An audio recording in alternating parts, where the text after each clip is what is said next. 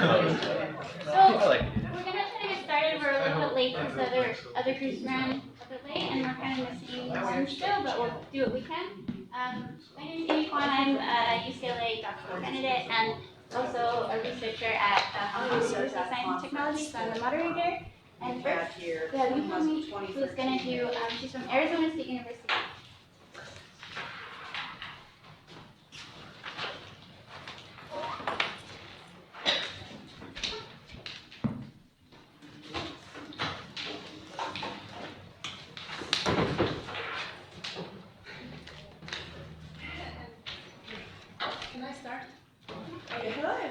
My name is Mihan Lee. I'm a first-year doctoral student in marketing at ASU. Today, I'm going to talk about how to improve education for students of low socioeconomic status in MOOC. This project is a collaboration with the 3 professors at ASU, Sang-pil, Sung-hoon, and Sung-ho. Afterwards, I use briefly SES instead of socioeconomic status. Okay, let's start with some interesting question. Do you think MOOC are a solution to equal educational opportunities for all students? Or students getting benefit from MOOC, or they are all successful in MOOC? Well, I don't think so. So in this talk, specifically, we are interested in examining how SES systematically affect engagement and outcomes in MOOC. We found only one study showing that low SES students feel a greater benefit from taking MOOCs in a very specific situation, job career benefit. On the other hand, many other studies have found that low SES students perform poor in traditional online and MOOC education. So, purpose of our research is to reconcile these conflicting findings in the literature.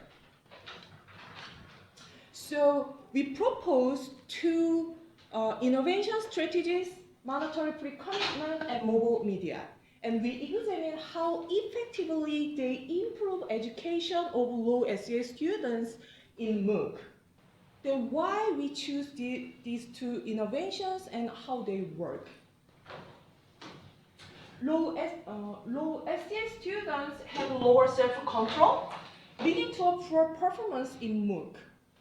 But mandatory pre-commitment, which is a common commit device for increasing self-control, will improve education, their performance in MOOC.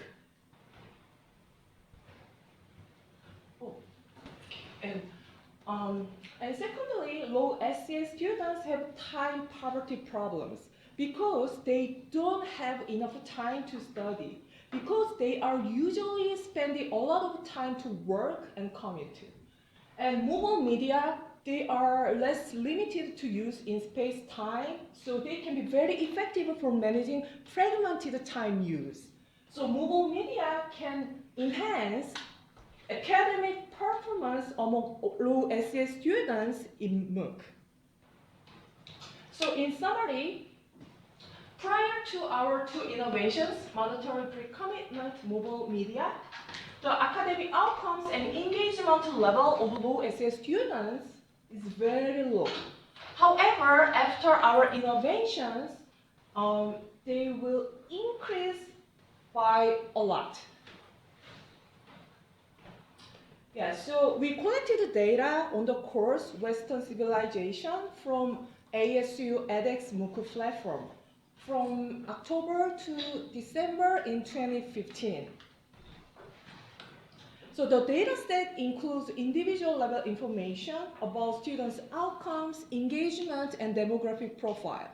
After cleaning, we have 4,905 students from 126 countries, including 1,706 students from the United States. Okay, so students in our data set are distributed all over the world. But Canada and US account for the largest portion of the students. However, there are a few students in America, Middle Asia, and South Southeast Asian countries. And in the data, the American students are spread all over the country as well, but the California states account for the largest number of students, even though the course was offered by Arizona State University. Okay, so in our empirical analysis, we use education and low income level for SES variables, and we use enrollment in the verified track and usable mobile devices for our innovation variables, and we use 10 dependent variables of 3 academic outcomes and 2 engagement duration and 5 engagement activities. Let me explain these variables in more detail in the following 3 slides. Okay, so low education level is equal or to lower than high school graduation. And students are assigned to low income group if their neighborhood median income is below the overall median in the US data, and if their residence is located at developing countries in the world data. And we measure monetary pre-commitment by whether students purchase the verified track for $49, and mobile media by whether students have used mobile devices for their engagement activities. Well, if students enrolled in the verified track, then they are qualified for getting an official transcript from a hosting university if they pay for the credit later in the end of the course. And for dependent variables, the academic outcomes include whether certificate delivered or not, and midterm and final exam scores. And engagement duration includes number of engagement days and number of active days. Number of engagement days is the difference between the first visit day and the last visit day in the course. And number of engagement days is the number of days that students actually visit the course websites. And engagement activities are classified into 4 big categories: video, navigation, problem solving, and forum-related activities. We also use the total number of activities too. Okay, so we use very simple linear regression model for our empirical analysis, but before doing the regression analysis, we conduct propensity score matching to control for potential selection bias of our 2 innovation variables. Why? Okay, so students themselves decide whether they purchase the verified track and whether they use the mobile devices for engagement activities. So students who enrolled in the verified track or who use mobile devices for studying are more likely to be self-motivated and better in academic performance. So if we do not control for the kind of such selection bias, then the estimation result would be biased upward, leading to overestimation results. Okay, so this is the equation for our regression model. So SA is the indicator for SES group, and I is the indicator for innovation, and SI is the interaction between SA and I. So beta estimates the effect of low SES because we coded 1 for low SES group. And tau estimates the effect of innovation, monetary free commitment, or mobile media. And delta estimates the effect of innovation among low SES group compared to high SES group. Okay, so these graphs show the effectiveness of our first innovation, monetary free commitment, among less educated students in terms of likelihood of certificate delivered, number of engagement days, and number of engagement activities. So without the innovation, no verified track enrollment, low education group engagement and outcomes are lower than or similar to high education groups. But with the innovation, at the verified track enrollment, they increase and surpass high education groups. So these results support that monetary free commitment improve engagement and outcomes of low education groups in MOOC. And this result is consistent for both US and world data. And okay, the same as the result for the mandatory pre-commitment in the rest slides. So our second innovation, mobile media, also enhance academic outcomes and engagement among less educated students in MOOC because they have the same patterns as the last slide. Okay, so until now, we observed that the proposed two innovation strategies, mandatory pre-commitment and mobile media, can improve academic performance of low education groups in MOOC.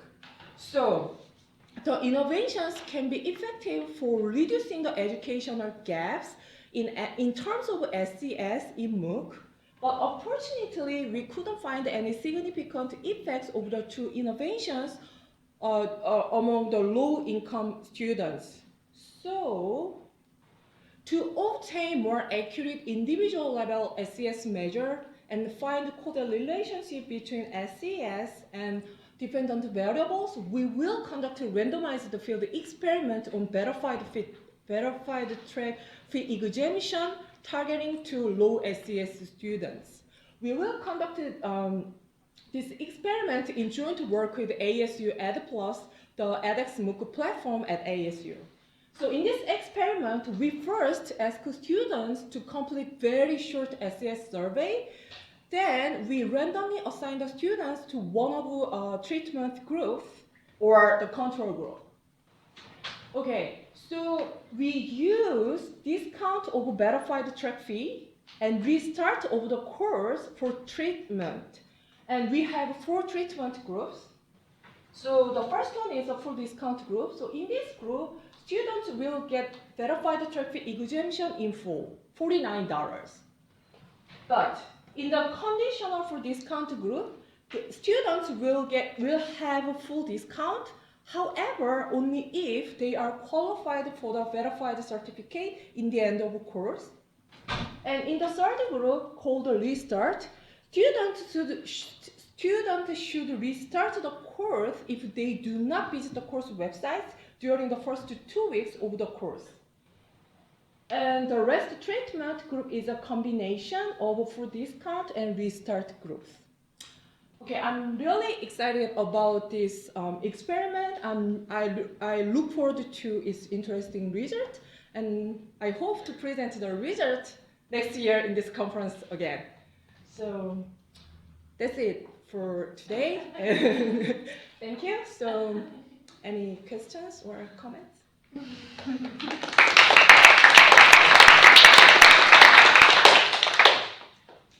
Actually, we have quite a bit of time for questions. Maybe 5. So for the when was the test? When was the data collected for the first tests that you showed of like mobile interaction? Our data set? Yeah. Oh yeah, actually that is just for one course of the ASU MOOC platform, edX MOOC platform. Right. But the raw data set is just a clickstream data. Yeah. So because I just wonder because I know that the edX mobile platform was lacking. You know, there were only videos to start with. So how compared to actually using it online.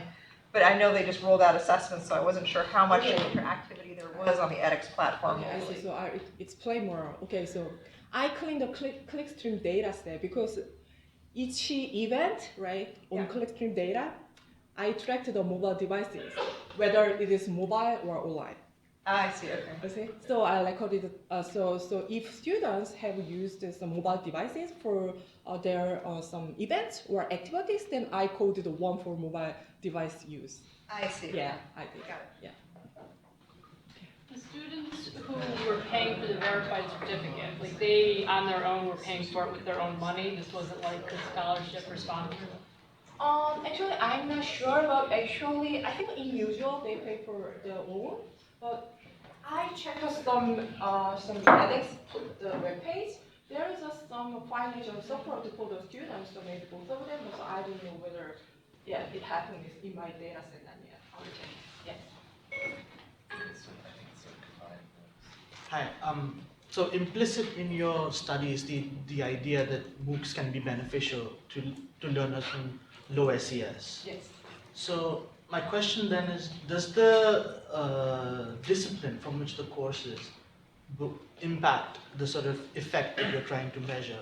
Because I saw the course that you chose was a world history course, I think, or European history. If it were a course that, say, low SES students could probably benefit more from in terms of gaining a skill that they can use in the future, would you see a larger effect? Would you predict a larger effect? And so the study that you're planning, do you know which course you're going to choose for that? Oh yeah, actually now we are thinking math course. Actually ASU just launched a very new math course. It's called some self-paced learning course. That means, okay, so after initial test, as they just get the they learn the material and they get the test, the difficulty is really depend on the student's ability. So I'm thinking so we will use the course, math course, for our this experiment. So do you expect similar results or greater results? Yes, I think, yeah, we are expecting it. Then maybe we can do a quick.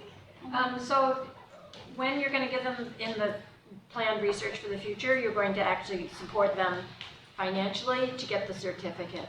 Yes. So are you thinking about if they paid for themselves, then they have bigger investment and how that might impact your results? Yes, we think so. So do you, yeah, I think so. Yeah. So in other words, there might be several factors that impact your results, I guess.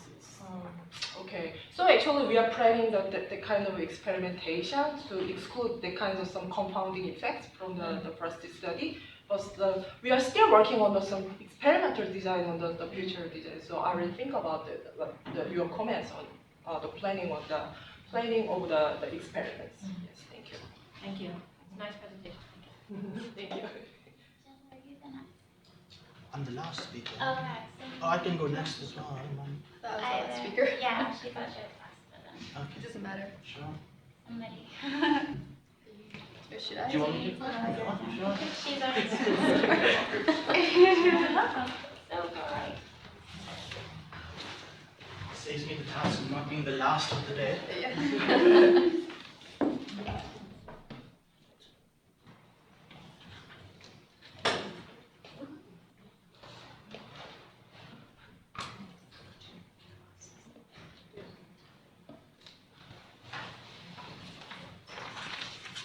Right. So my name is Janesh Sansgiri. I'm from the Open University in the UK, and I'm a PhD researcher. And my research is about MOOCs in India. And so today I know I have only 15 minutes, so I'm just going to give you a brief introduction to what's going on in MOOCs in India, and talk a bit about a survey that I ran as part of my PhD, comparing Indian learners on two different MOOC platforms. One, a UK-based platform, FutureLearn. If you attended Mike's talk in the morning, you would have heard of that platform. And NPTEL, which is an Indian-based MOOC platform. So I'm going to talk a bit about the broader Indian context and why MOOCs are potentially something interesting to look at within this context. I'm going to talk about what exists currently, how Indian learners are currently using MOOCs, especially in sort of the Coursera, edX, the big three US MOOCs at least. I'll talk about research questions that are guiding my PhD study, and I'll talk a bit about FutureLearn and NPTEL, and especially NPTEL because it's a very unique MOOC platform. And it's arguably not a MOOC platform, but I think it would be interesting to find out, to sort of share this knowledge with you about NPTEL. Then I'll quickly talk about the survey results. They're not like the final survey results, and so they're a bit haphazard, but it's some interesting sort of trends that are developing that I would like to share. Now I'll talk about what I'm going to go on next in the next phase of my PhD. So India is a massive country, as you probably all know, and by 2020, India will have the largest university-age population in the world. And so there's this massive, massive demand for higher education. We currently have 750 universities and 35,000 colleges. And the current GER, which is what that graph is trying to show you, is 23%. Now, if you look at how steadily that graph has risen in the last few years, I think we all know that realistically an education system cannot grow at that rate without certain consequences. And so the government, even though right now it's at 23, the government wants to raise it further to 30% by 2020. So the biggest challenge is the supply and demand. There are currently 40 million university places that are needed to fill the demand that is currently there. And more than that, there just aren't enough faculty to train students. So currently, even in the top universities and the top schools in the country, close to 30% of all positions are still unfilled. So there's this massive, on the one end, deluge of young students coming up wanting to get a higher education, and then on the other end, you just don't have the supply of sort of teachers and trainers. And of course, India being a massive country, it's really hard to initiate change in Indian education. So the curriculum is very, very outdated, and there's a massive bureaucratic process to go through if you want to initiate change, especially drastic change like introducing MOOCs or online learning. So what do we know about Indian learners in MOOCs? So we know from publicly released data that Indian learners are amongst the top 3 subpopulations in both Coursera and edX. I think there's close to about 1.5 million Indian learners on Coursera alone.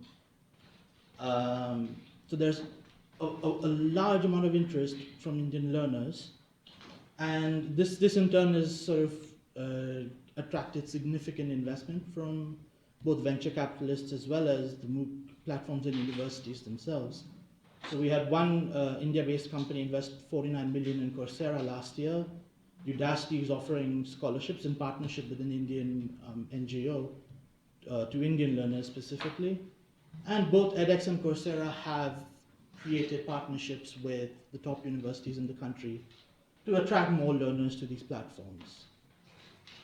And so I'll talk about this last point later when I'm talking about NPTEL, but recently the Indian government has sort of begun to recognize that, okay, MOOCs are a thing, we need to address it, and we need to do something about it. And so it's interesting the way they've gone about implementing MOOCs, and I'll share that with you when I talk about NPTEL. So really, the research questions that interested me and got me motivated to do my PhD was, I first wanted to know who is the Indian learner. We've heard all these stories when we're talking about, and that's why the title is MOOCs for Development.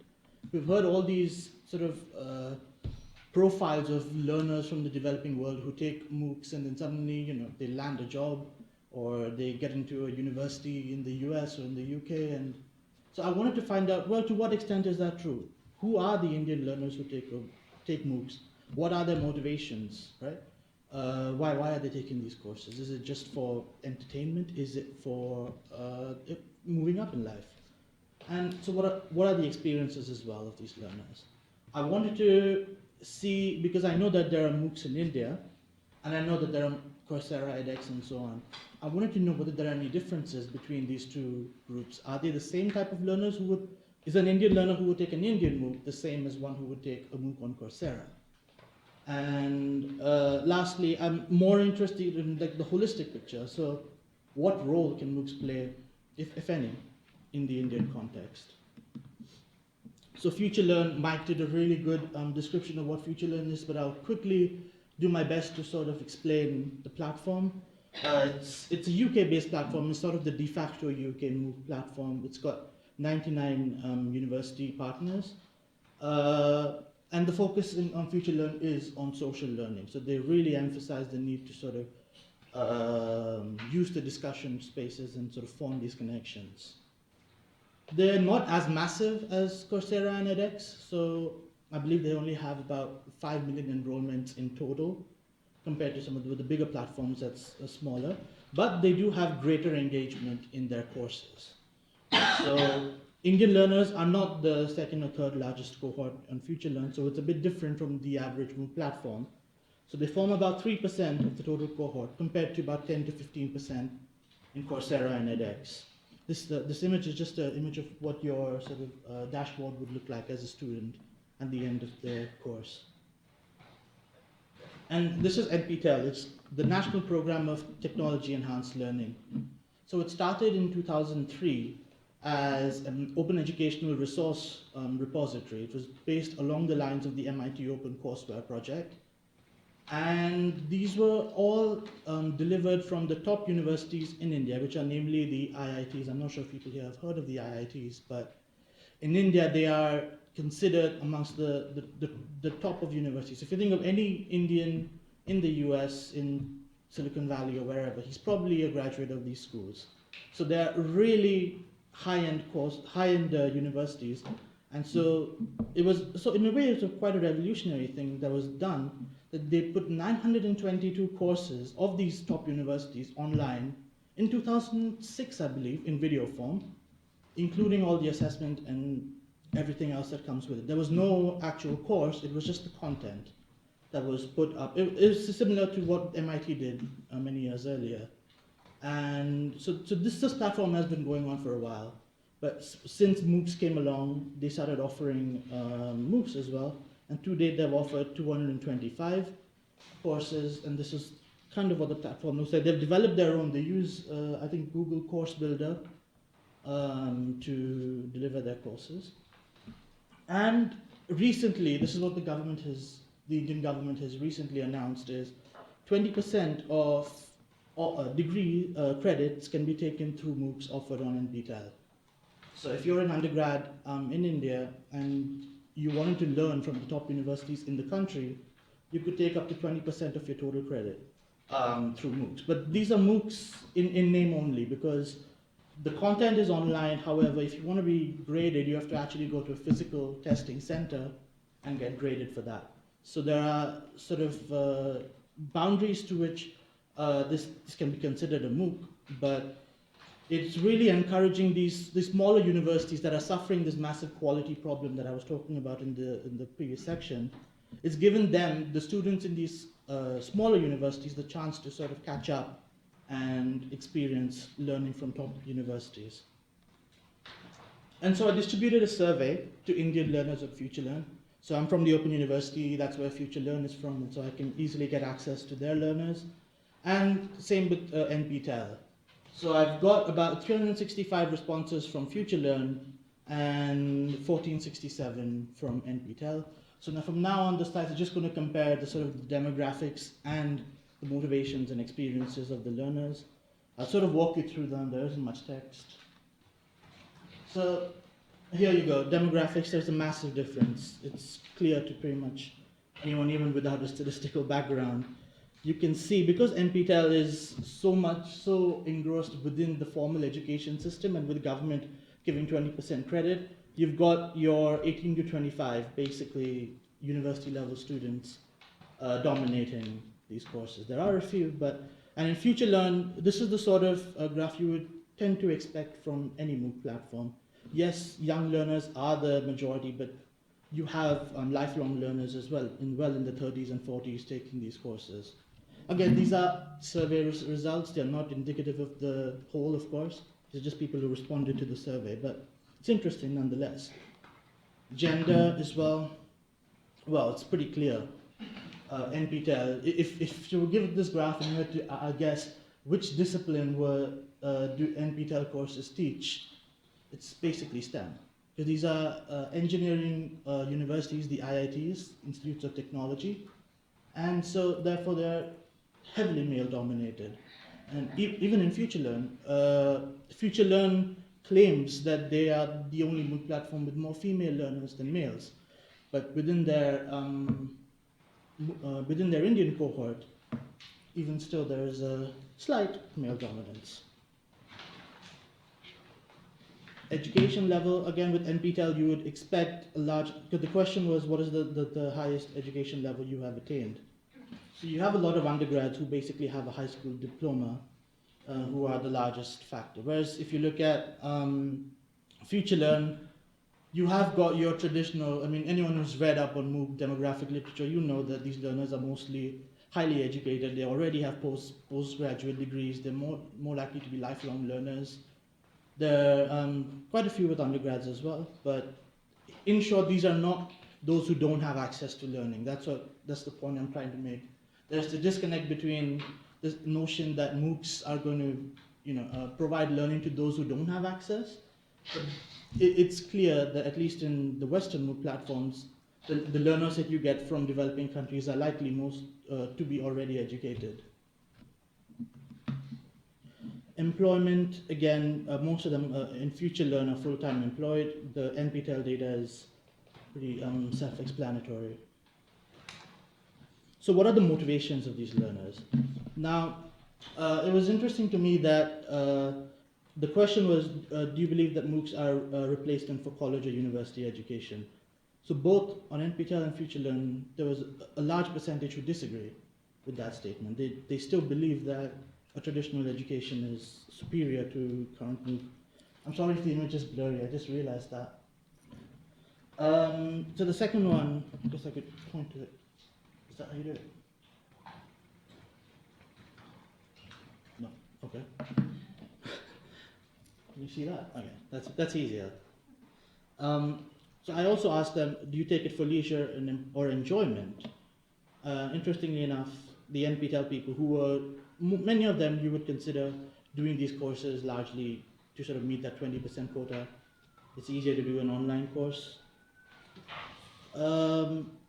Interestingly, Future Learn, the Western MOOC platform, will taking a MOOC improve your employment prospects, or will you use it to increase your qualification for further study? It is largely accepted, agreeable, but there are a greater sort of disagreement in these two factors. So what I wanted to ask their attitudes towards various elements of a MOOC.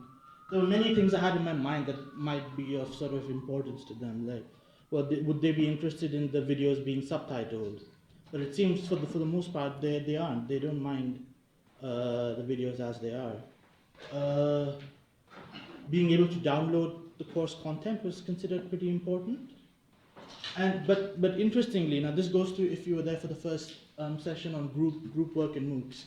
I asked the question, how important is the opportunities for interaction with other learners? So this was one category that had quite a bit of disagreement, especially in the NPTEL, whereas in Future Learn, which more or less thrives on discussion and engagement, it was far less. And receiving certification for completion of the course was not considered an important factor. I need to go quick because I've just got the time. So I asked them what were the challenges that they faced to rate them. I realize these figures are, because color coding is probably not intuitive, but so the first question was, I have found the forum discussions overwhelming. So there was quite a bit of agreement to these statements that the forum discussions were considered overwhelming. An interesting finding, do you have difficulty understanding the accent of the instructor? Now you would intuitively think, well, of course, the Western instructor would be harder to understand. But actually it's the opposite. Here there's quite a bit more disagreement that they found the Indian instructor's accents, which obviously if you know about India, regional accents are a massive factor, whereas the more eloquent British accent is considered easier to understand.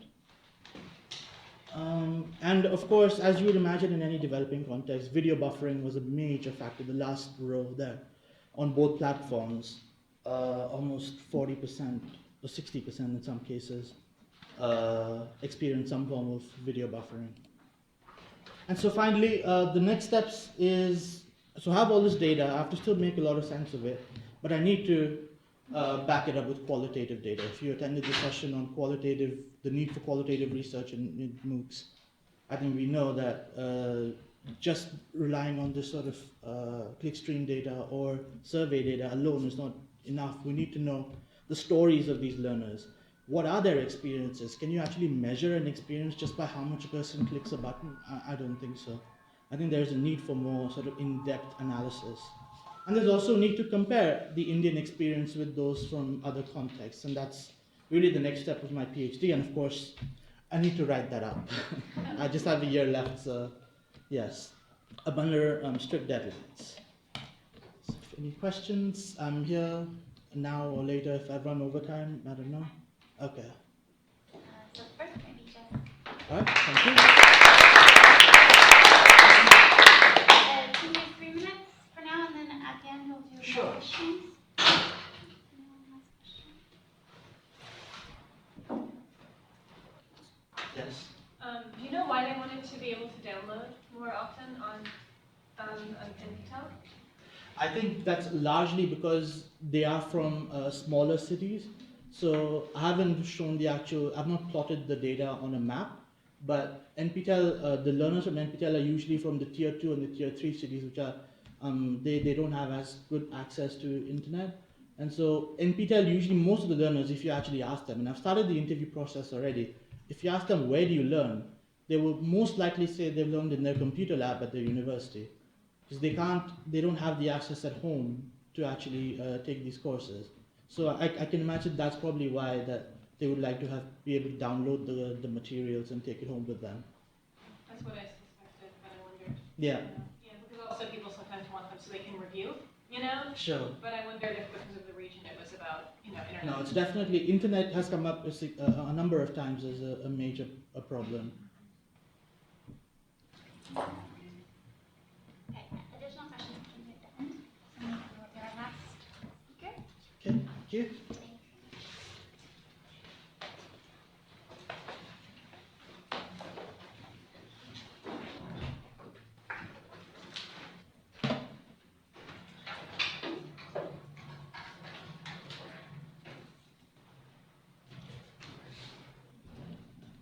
Okay. I guess I will time myself to begin. I'll give you. Okay, you got the cards, great. Okay, my name is Marie Maman Shah. I'm from Lancaster University. And I've done this research with my colleague David Santandru Colon, who's not here, from the University of Adelaide. And I have an organization called SEED, which is in collaboration I've developed with David. And what we do is we look at human-centered contextualized education designs. And in addition to our work at, our academic work at our institutions, where we do look at MOOCs and other areas, when we look at contextualized education designs, we came up with the concept of Frugal MOOCs for rural and remote communities, which I will get into now. So when we talk about Frugal MOOCs, the concept of Frugal MOOCs for rural and remote communities, this is a basic overview of some of the things that I'm going to cover. I'll show you some of the examples of what Frugal innovations are, talk about the 10 core competencies of Frugal innovations, what are some of the challenges to connecting to education, access to education through technology, because we're looking at Frugal innovations and MOOCs. The need for frugality and contextualized education.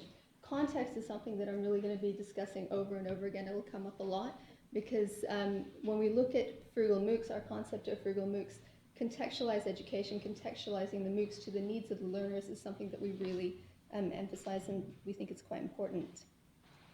And then towards the end, I will show you the model, which is, if it's working, over here. I'll show you a bigger version of that. Which is our Frugal MOOC model.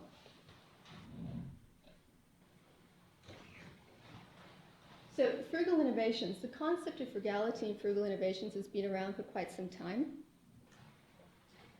What it really is Basu et al. In 2013 developed the 10 core competencies of what Frugal innovations are. This is a model which David and I adapted from what they originally came up with. And their 10 core elements are these elements over here. They have to be, they're products and services which either have a combination of these or they have individual elements of these.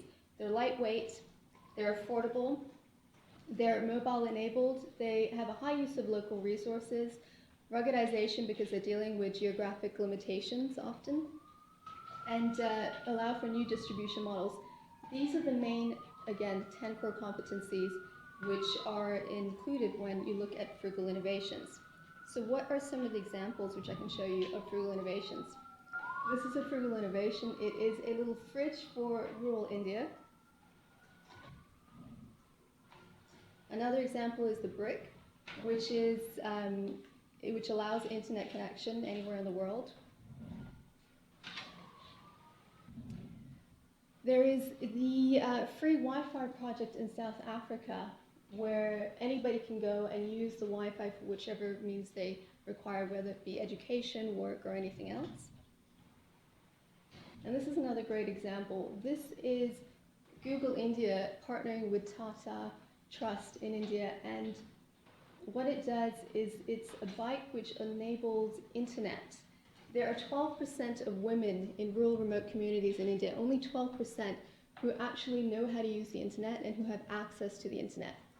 So what this organization does is it gets local women in rural areas to go to other villages and teach other women how to use mobile technologies and how to actually use the internet. And later on, hopefully they can use that for education.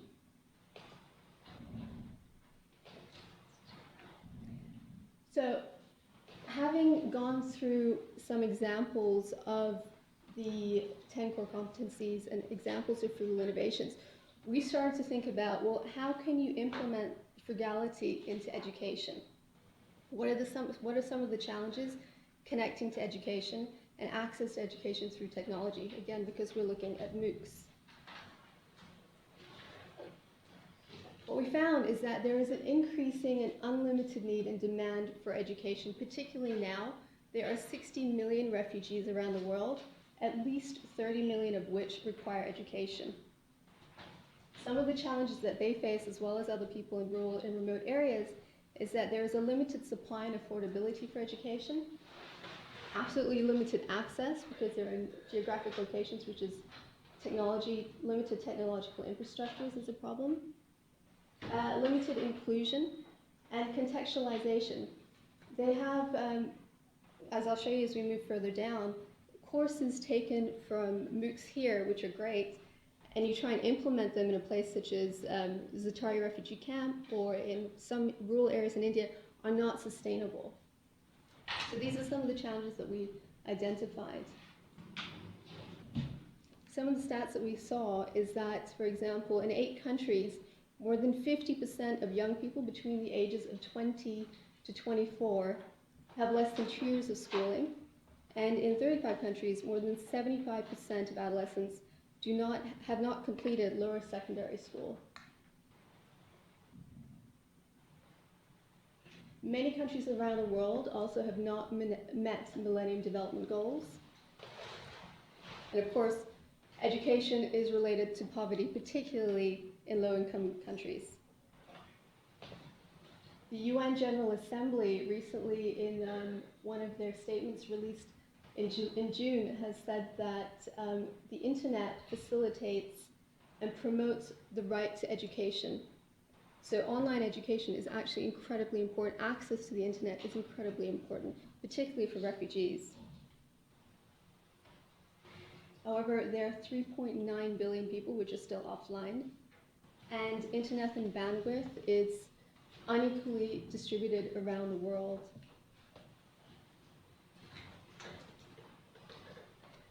This is an example of the use of internet and the lack of it as well. This is in Tanzania, a program which is run over there. However, there are only 15% of internet users in Tanzania, so the program is actually not accessible to a very large percentage of its population. Language also becomes an issue because the national language is Swahili, and English is only introduced at secondary level, so it excludes a lot of learners.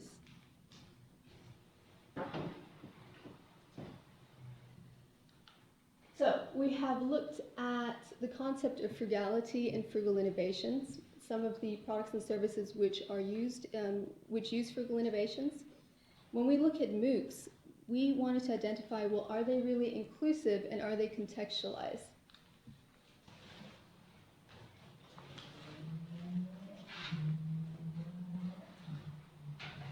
And this is what we've come up with. Generally, MOOCs are offered to students like this. they have access to technology. The large percentage has access to technology. They have, they're either enrolled in a university and they take a MOOC, or they're on a career path already and they take a MOOC for their own professional development. It's not out of a need for, it's not out of a desperate need for education. So most of the students are like this.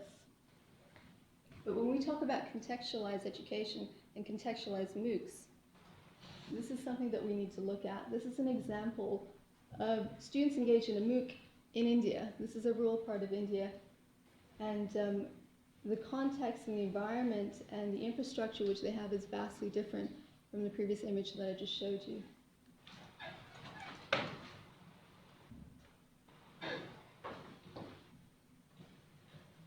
So a lot of the interviews that we conducted have said very similar things. Taking a course or a MOOC from here, from the United States or from Canada or some of these places, and implementing them into, for example, the African Virtual University, it's not sustainable. It is done, obviously. It's done in India, it's done in lots of different places with Coursera and edX. However, it tends not to be sustainable, and it doesn't reach the vast majority of learners within that environment. They have their own realities and their own context and their own culture, and they would prefer to have courses which are customized to that and can fit the needs of those learners. A similar case in Pakistan, when transplanting a course from outside into the Pakistani landscape, it doesn't really work and it's not sustainable. The context is completely different.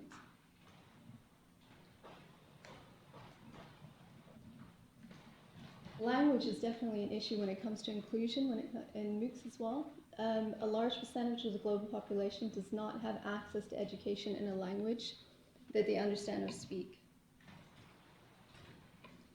And when it comes to refugees, mobile phones, language, and connecting to online learning is, again, a huge concern.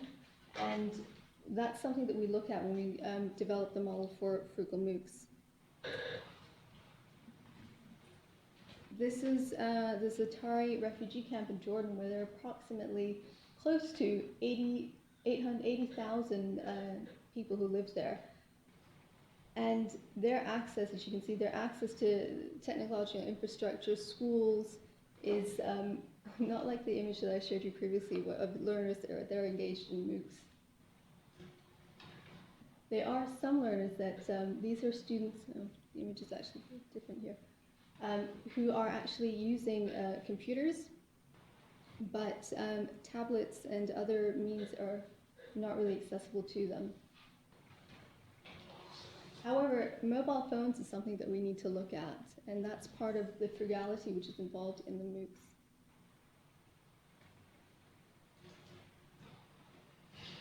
So now that we've had a look at what frugal innovations are, some of the products and services, and the challenges when it comes to education and technology around the world, we wanted to examine what's being implemented through frugal innovations.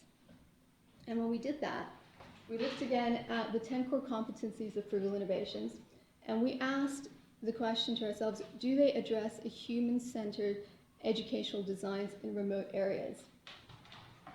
Again, I mentioned to you earlier that the 10 core competencies, they're great. They're these elements of being either mobile-enabled or lightweight, affordable. eSabak, when we look at affordable, is a good example of an e-book reader. However, it's not particularly developed within a curriculum. There are some courses which are mobile-enabled, and the brick is another example. So what we found is that these 10 core competencies are great, however, they're quite fragmented. They don't look at education and MOOCs holistically. So what we tried to do is, when we developed a frugal MOOC model, is we looked at our model which we had previously developed when it came to a sustainable model for MOOCs in developing nations and for rural remote communities. And that included elements of these big 4 bubbles right here and there. And that includes involving stakeholders, looking at the technological infrastructure, looking at the user's needs and the context and customization. 2 minutes? Okay. Wait, there's nothing else. Okay. So we looked at these 4 elements that we had, and we holistically incorporated all the 10 core competencies so that they're all there. So when we look at stakeholders, we also have to look at the affordability, technological infrastructure. In the rural and remote areas, and particularly for refugee camps, using mobile phones is a great example because a lot of them do have mobile phones. So having courses in MOOCs which are mobile friendly are important. Looking at the user's needs, supporting local pedagogical approaches and in local languages. Looking at geographic limitations. When it comes to context and customization, having stakeholders as co-producers in the development of MOOCs. India is a good example of this, as you're mentioning, because the Indian government, apart from the platforms that are running, has actually been very vocal, openly addressing the use of MOOCs and financially supporting MOOCs. And this has trickled down, as I'll show you in the next slide, to all the way down to academics and local town mayors, which allows for inclusion. So when we look at Frugal MOOCs, we couldn't really find an example. The closest thing we could find was this, which is a MOOC on horticulture, which is run in India. And this is a skills-based MOOC, and it's run on mobile phones. This is the actual MOOC which is being taught. This is, for example, like a local town mayor who's teaching farmers and the users how to actually use this MOOC on their mobile phones. They go out into the fields, they do their job, and they can actually engage in what's being taught, the skills that are being taught, and implement it within their environment, within their socioeconomic environment. And it's immediately useful to them because it's a skills-based MOOC. And I'm out of time. So for conclusion, the need for education is going to continue to grow. We believe that if we have a frugal MOOC model and we look holistically at the 10 core elements of frugal innovations and our previous model of sustainable MOOCs for rural and remote communities, through frugal MOOCs, a lot of the challenges can turn into opportunities. We can have an increased access to education, increased inclusion and contextualization. We have to look at the infrastructure and technology over there, and it can allow for greater supply and affordability when it comes to MOOCs in these areas and for these people. And that is it, because I'm out of time.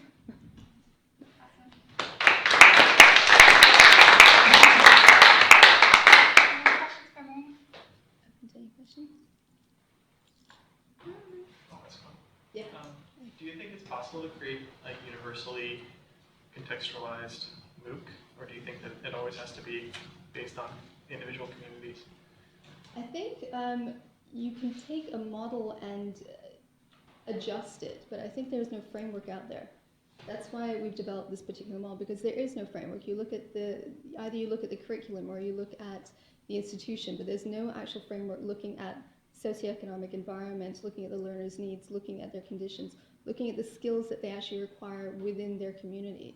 So if you have a model based on that, you can adjust that according to the needs of different environments. So there might not be one universal, one size fits all, but it can adjust.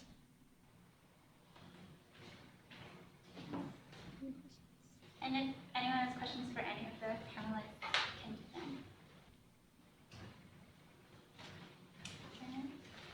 I think what I'm kind of seeing is it seems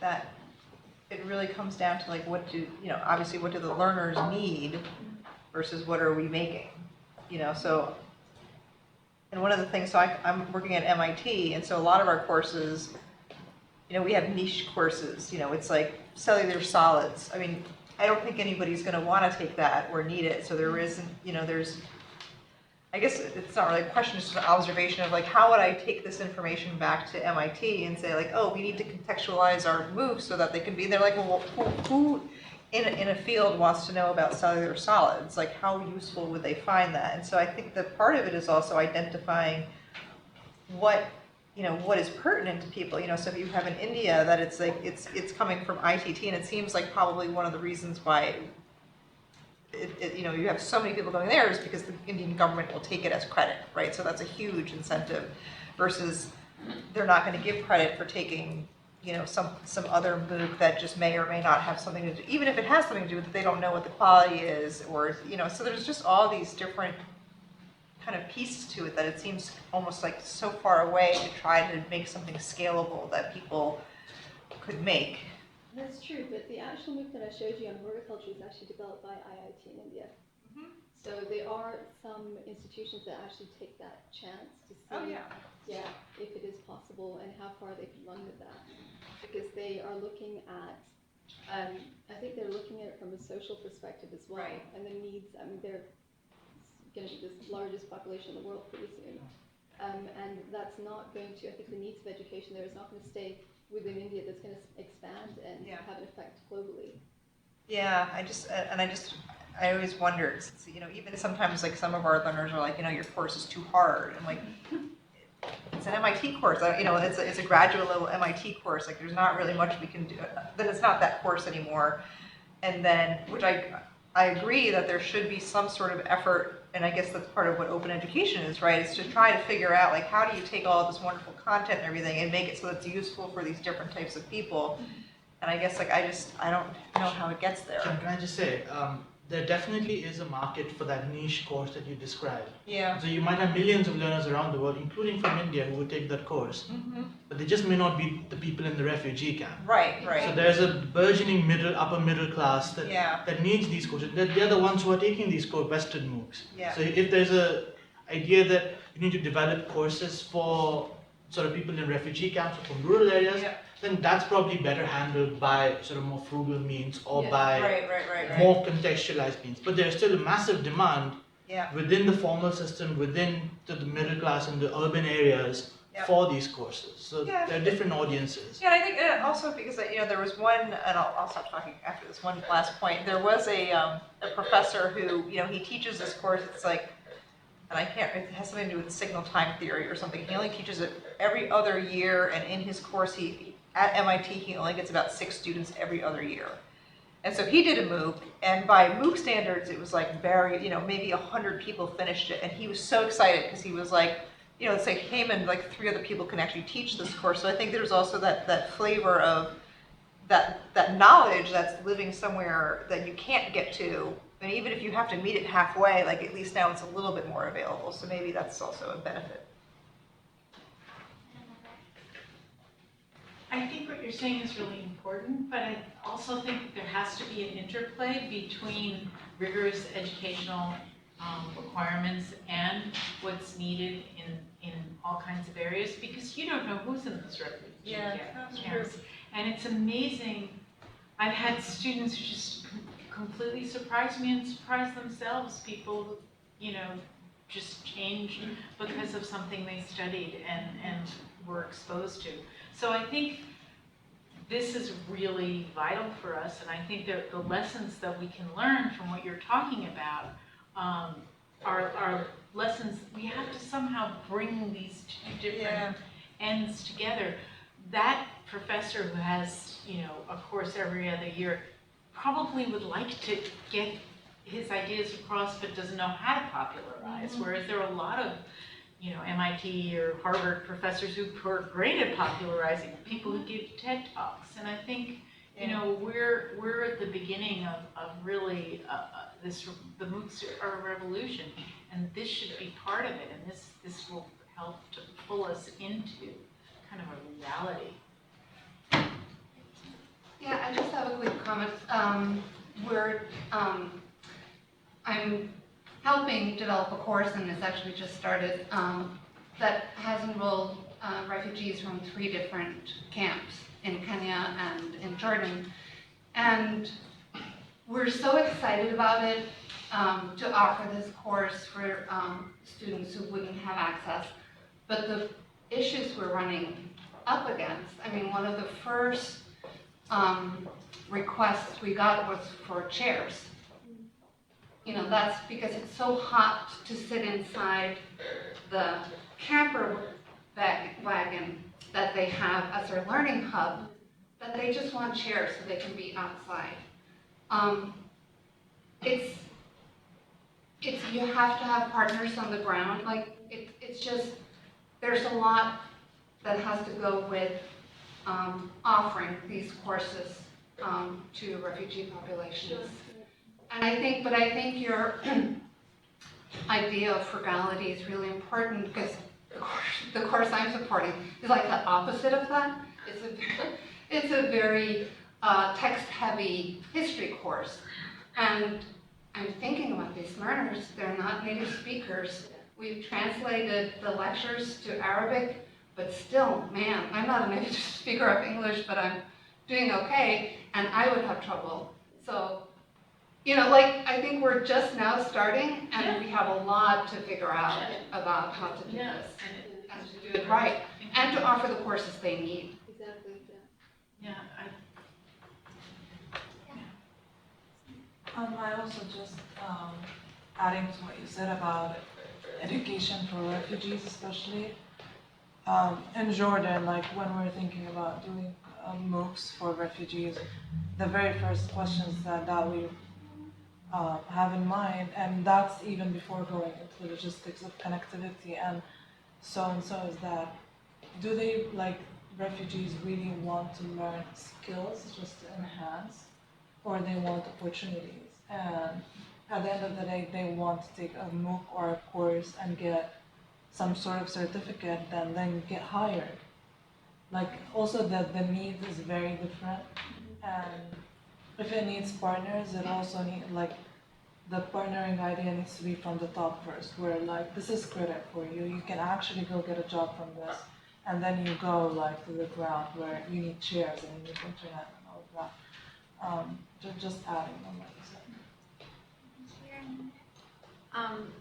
So I taught a MOOC, and I hired some people to teach it in just low-income places in the U.S., and I visited one of these places in Anacostia in Washington, D.C.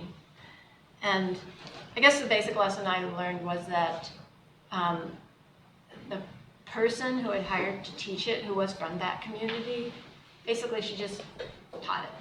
She accessed my materials, but the women she was working with, who were sort of middle-aged women living in public housing, they didn't want to watch the videos. They kind of wanted to come together and talk and discuss.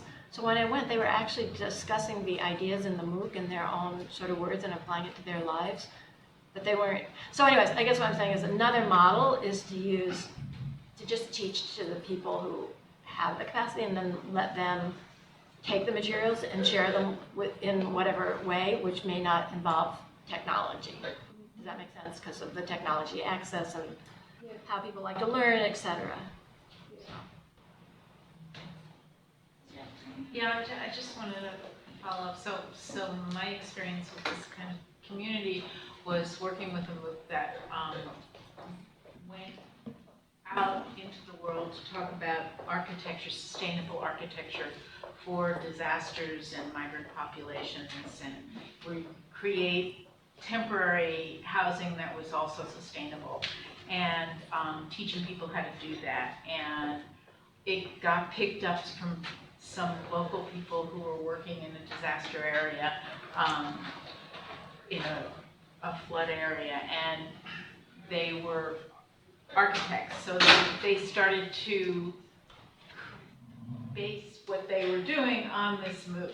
So eventually, some other MOOCs related to this put out by the same group, were taken up by the United Nations and put forth as a competition. How can we create housing, sustainable housing, and get these ideas across on, a digital level?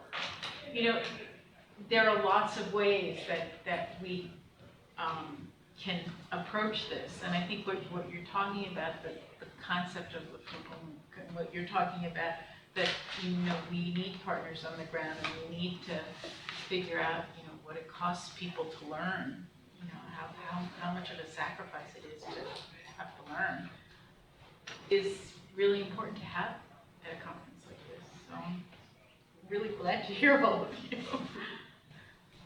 I'm so glad everyone's participating so much. This is a great discussion. Does anyone else have anything they want to add? Is there a website for any of all this that can go? Yes, it's on the seat. Okay.